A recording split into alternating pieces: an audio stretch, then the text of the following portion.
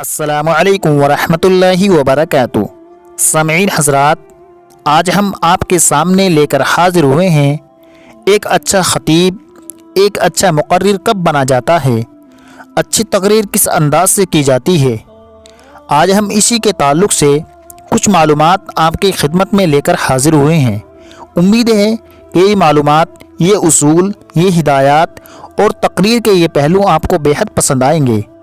لیکن اگر آپ نظامت کے تعلق سے یا اشعار کے تعلق سے یا تلاوت کلام اللہ کے تعلق سے یا نعت کے تعلق سے کوئی اشعار یا ان کا طریقہ معلوم کرنا چاہتے ہیں تو ان کے متعلق بھی ہم نے مزید ویڈیوز بنائی ہیں، جس کی لنک آپ کو اسی ویڈیو کے ڈسکرپشن میں مل جائے گی۔ آپ وہاں پر جا کر کے انہیں سن سکتے ہیں۔ آئیے ویڈیو کو شروع کرتے ہیں۔ سامعین حضرات، آپ سب سے پہلے یہ بات یاد رکھیے کہ خطابت یعنی تقریر کے 3 پہلو ہوتے ہیں: ابتدائیہ یعنی افتتاحیہ، درمیانیہ یعنی وسطانیہ، اور اختتامیہ جس کو خلاصہ اور نتیجہ بھی بولتے ہیں۔ ان تینوں چیزوں کی، ان تینوں پہلوؤں کی تقریر کے اندر بڑی اہمیت ہوتی ہے۔ اب سب سے پہلا یہ سوال ہوتا ہے کہ ہم شروعات کیسے کریں تاکہ سامعین جم کر کے بیٹھ جائے، سامعین اٹھ کر کے نہ بھاگ جائیں، اور درمیان میں ہمیں کس طریقے سے بولنا ہے، اپنی باڈی لینگویج کو کیا پوزیشن دینی ہے، اور اختتام کس انداز سے کرنا ہے تاکہ سامعین پر ہماری تقریر اور ہمارے خطاب کا اچھا اثر پڑے۔ آئیے شروع کرتے ہیں۔ آپ سب سے پہلے تو یہ بات یاد رکھیں کہ اچھی تقریر اور اچھی خطابت میں ان تینوں پہلوؤں کا ایک اہم کردار ہوتا ہے۔ ایسا نہیں ہے کہ صرف ابتدا ہی اصل ہوتا ہے یا وسطانیہ ہی اصل ہوتا ہے یا اختتامیہ ہی اصل ہوتا ہے، بلکہ تینوں سے مل کر کے ایک اچھی تقریر وجود میں آتی ہے۔ سب سے پہلی بات ابتدائیہ یعنی افتتاحیہ۔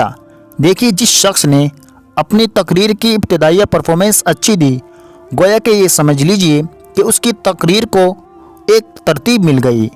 شروعاتی دور بہت اہم ہوتا ہے۔ اسی سے اندازہ لگ جاتا ہے کہ لوگ اس خطیب کو یا اس مقرر کی تقریر کو سنیں گے یا چلے جائیں گے۔ یاد رکھیے، ابتدا کی مثال انسان کے سر کے جیسی ہے، جو پیٹ اور پاؤں کی بنسبت چھوٹا ہے مگر انتہائی اہم اور جامع اور معنی ہوتا ہے۔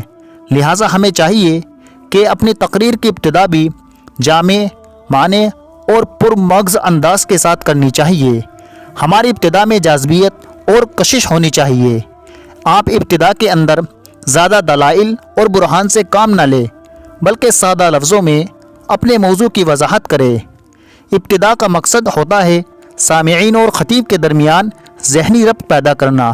ابتدا میں اپنے موضوع کا اصل موقف اور اصل غرض و غایت اس کی بیان کر دینی چاہیے تاکہ سامعین سننے کے لیے تیار ہو جائیں۔ سامعین کا ایک طبقہ ایسا بھی ہوتا ہے جس کو خطیب کے نام سے کوئی غرض نہیں ہوتی، بلکہ ان کے لیے اصل کلام ہوتا ہے۔ اسی لیے اپنے کلام کو خوب نکھاریں۔ تقریر کا درمیانی حصہ کیسا ہونا چاہیے؟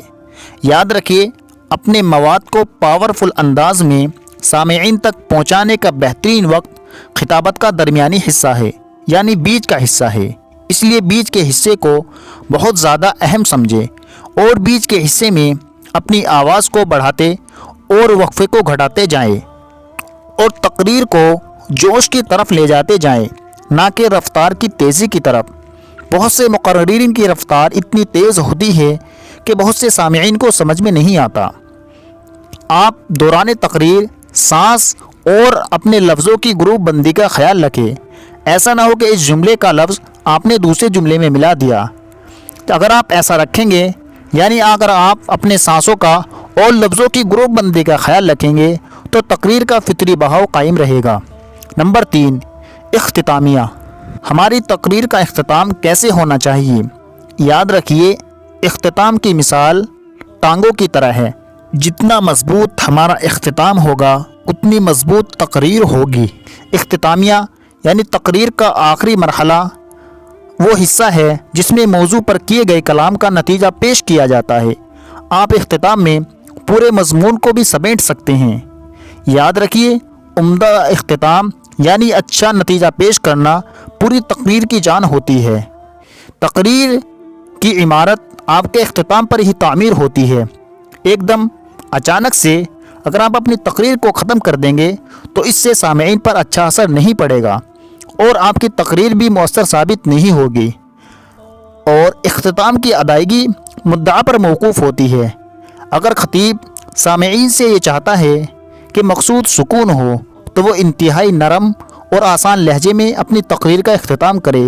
اگر سامعین سے خطیب مشتعل چاہتا ہے تو پھر پرجوش لہجے میں اپنی تقریر کا اختتام کرے۔ اگر خطیب مخالف کو چیلنج کرنا چاہتا ہے تو پھر اپنی تقریر کا اختتام گرجدار اور سناٹے دار آواز میں کرے۔ اور اگر خطیب اپنی تقریر کا اختتام کسی عمل کی ترغیب دلانے کے لیے کرنا چاہتا ہے تو پھر مسکنت اور ہمدردی والا لہجہ استعمال کرے۔ ہو سکے تو اپنے موضوع کو آخر میں کسی ایسے اشعار میں سمیٹ دے جو اشعار اس کے موضوع کے لیے مناسب ہو۔ بہت سے مقررین حضرات کی یہ شکایت ہوتی ہے کہ حضرت تقریر کرتے ہوئے منہ خشک ہو جاتا ہے، تو ایسی صورت میں ہم کیا کریں؟ یاد رکھیے، ایسی صورت میں منہ کو تر کرنے کا طریقہ یہ ہے کہ جب آپ وقفہ کریں، یعنی بولتے بولتے جب آپ وقفہ کر لیں تو وقفے کے درمیان اپنے منہ میں تھوک لا کر زبان کے ذریعے سے اپنے تالو کو تر کر لیں، اور اگر ہو سکے تو اپنے ہونٹوں کو بھی تر کر لیں۔ اس کے بعد تھوک کو نگل جائے اور پھر تقریر کرنا شروع کر دیں۔ لیکن اگر آپ کو ایسا نہیں کرنا تو آپ بیچ میں پانی پی لیں اور اس کے بعد اپنے خطاب کا آغاز کر دیں۔ سامعین، یہ تھے تقریر کے 3 اہم پہلو۔ امید ہے کہ آپ کو بہت پسند آئے ہوں گے۔ اگر یہ معلومات آپ کو اچھی لگی ہو تو ویڈیو کو لائک ضرور کریں۔ مزید کسی اور ٹاپک کے لیے ہمارے اور اپنے یوٹیوب چینل کو سپورٹ کیجیے اور سبسکرائب کیجیے۔ شکریہ۔ السلام علیکم ورحمۃ اللہ وبرکاتہ۔